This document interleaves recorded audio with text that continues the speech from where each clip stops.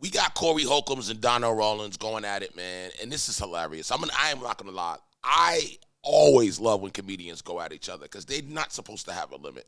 I want to start off with asking, are you guys a fan of Donnell Rawlings, and do you think Donnell Rawlings is funny at all? Me, I don't think he's funny at all. I think he's actually corny. Corey Holcomb, I've seen a couple of his comedy specials, but I think him as a person is funny. Recently on $1 Million Worth of Game podcast, Corey Holcomb and Donnell Rawlings finally got to go at it. Now, if you guys know the history on Donnell Rawlings and Corey Holcomb, they've been going back and forth for a long time. Even a few months ago, while Corey Holcomb was live on stage, Donnell Rawlings decided to interrupt the show, and it went a little bit like this. You mild sauce, my nigga, mild. M-I-L-D. You ketchup. You ain't hot sauce. Nobody agree? So I'm wrong. Okay, I can be wrong. What is this called? This is the Laugh Factory. We was at the Savoy, you wouldn't be able to be up here that long. The niggas be like, get your whole ass down, nigga. I came up in the hardest rooms in Brooklyn. And what happened? And you ain't never with them You rooms. just yelling. Calm Because down. I don't have a mic.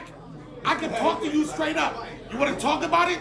You saying I'm mild. You saying I ain't come through the streets or the gutters and straight bull. So that's a little piece of where it all comes from. And I was more excited that they finally get a chance to just not yell on stage and kind of just talk on the phone. And they are comedians, so I knew it would be entertaining. So in the beginning, when they first got on the phone, this is how it started off. Oh, nah, nigga, hang the fuck the phone up. Why don't y'all just have a battle, man, a standoff, a slam battle or some shit? I suggested that. Ooh, you called him out? She was bitching. I ain't scared of that shit. So let me ask you a question. I know you ain't scared of shit. You sit between a nigga legs at a swimming pool. Yo, come on, man, with that shit. Hey, man, you sit between the nigga legs at the pool.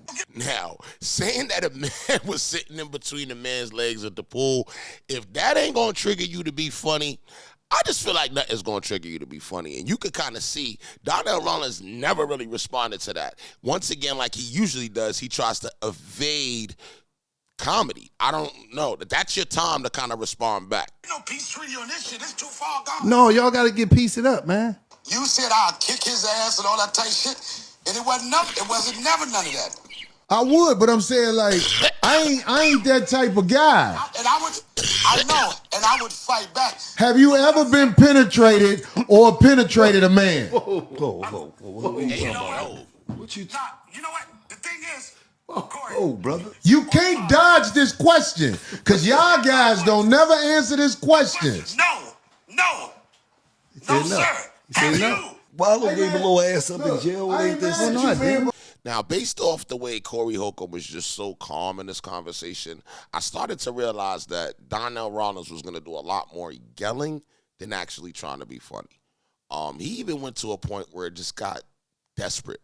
And when I say desperate, I mean it just wasn't even funny at all. It's just more like cringy. If they closed abortion clinics down and bitches got themselves together and had some morals and some respect to themselves, you wouldn't have a show.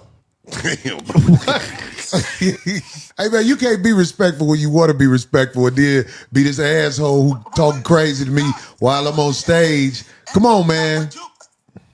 I understand that part. No. How about this? When men disrespect each other, they fight or kill each other. That's why we don't disrespect each other, especially like that. But I don't get grimy though, Corey. But Corey Holcomb make a great point. You can't call people out, especially at a show. Like if a comedian is on stage, and I want to know, do you guys agree? If a comedian is on stage, you can't call him out and not expect that comedian to do what he does. Because even if you're a comedian, you now become a heckler. Now, Corey Holcomb is the type of comedian that would have actually gave him the mic. Donnell Rawlings just wanted to do a lot of yelling, and that's the difference between the experience. Like, even though Corey Holcomb is not I don't know him for like stand-up comedy, he does know how to control a room more, I feel, than Donnell Rawlings. The whole Ashy Larry, that comedy to me was never really funny, and I think it passed by because he was surrounded by great comedians like Dave Chappelle. No, you can't disrespect people. And then you was lying. You was lying about shit too, dog. You are funny off the misery and the trauma of bitches. Nobody wants to hear that shit you talking about. If it wasn't bitches issues, you wouldn't have a show, nigga. If they closed abortion clinics down and bitches got themselves together and had some morals and some respect to themselves, you wouldn't have a show. Now, I don't think that a comedian's career ends at the stage. I think it might start at the stage, and I think that we have to give credit where it's due. Corey Holcomb actually has a successful show, a successful podcast with successful numbers. I don't know Donnell Rawlings to be successful in comedy. I'm just really like, maybe somebody in the comments will stick up for him or something, but I just don't know him to be, funny in comedy. But nonetheless, Corey Holcomb took it easy on him. That's the best way to put it to you. He took it easy on him. I mean, there's a lot of times where he could have just went all the way in, and I think that at this point, he just kind of realized you can't kick a dead dog at this point. Remind me of a brawl. You just say something, and then when somebody says, "What did he say?" You be like, "I don't know. He said something though." You know what you remind me of? You remind me of a bitter bitch. A BB. He remind you of a BB, a bitter bitch. No, he said a triple B, a big bitter bitch. A big bitter bitch. Y'all crazy, man. Y'all got to stop this shit. You like an old stripper bitch. That's a good one. That's a good one. You a swimming pool opener, dog. You like the little preacher that just started out. They let him go up there and say something for the main preacher go up there who going home with the money. Hey, man, if I'd have went to the pool party, I'd be rich, dog. That's all I'm saying, man. Your ass was out there, dog. You'll never get your ass back. But sometimes people just let you open. Y'all crazy. At this point, I just want to see a podcast episode where Donnell Rawlings goes to 5150 and Corey just literally goes in on him. Yeah, it's comedy. It's supposed to be competitive. I don't know why Donnell Rawlings even waste his time, but he still tried a little bit. Like, there was a little part where he tried to fight back a little bit, but no. We